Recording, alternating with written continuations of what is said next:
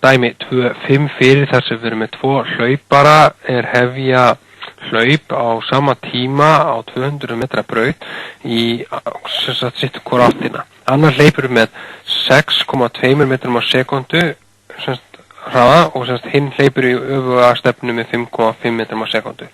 VAF 1 jafnt og 6,2 metrar á sekundu.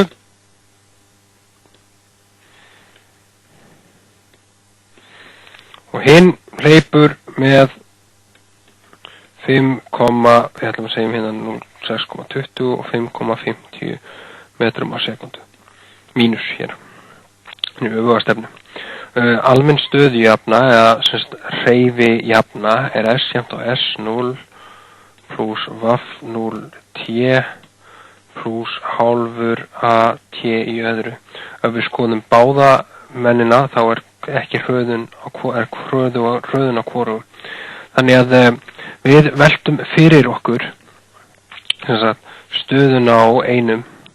Við ætlum að segja að hann sé hann byrji í VAF 0T, hann sést með hraða og hann sést sé á byrjunarhraða. Hinn skulum við hafa smá trikk. Þar ætlum við að hafa byrjunarstöðu á honum, þar sem skal vera ætlum að hafa 2, hérna ætlum að hafa 1 hér. Þar sem við skulum hafa þetta þannig að hinn sé 200 metrum frá honum, sem meikar alveg sens, því að við teiknum mynda brautinni, þá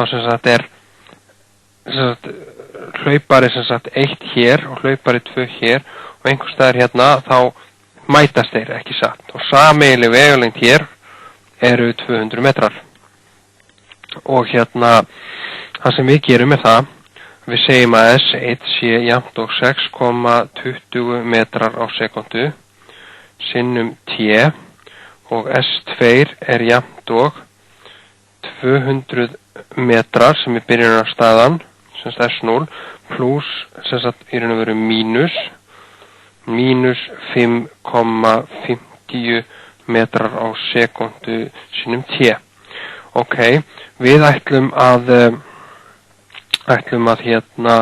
athuga hvenar þeir eru á sama punkti, hversu langt hafa þeir hlaupið þá þeir hittast, og til þess þá þurfum við að segja að S1 sé jafnt og S2 þegar þeir mætast, þar að segja það þegið það 6,20 metrar á sekundu sinnum T sé jafnt og 200 metrar mínus 5,50 metrar á sekundu T.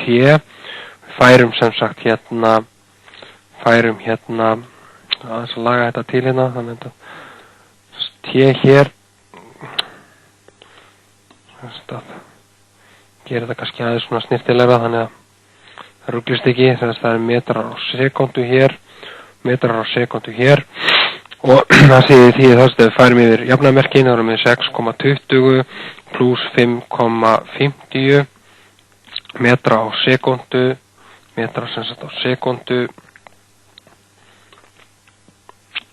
sinnum T jafnt á 200 metrar.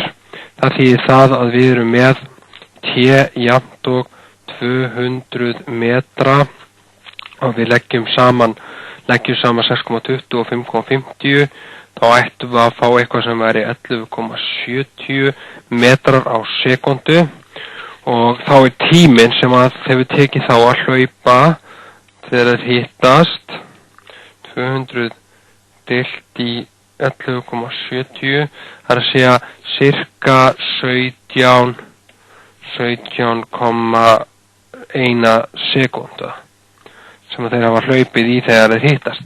Nú B-liðurinn, þá spurt how far will each one have run along the track? Hversu langt hefur hvor hlaupið sig á brautinni?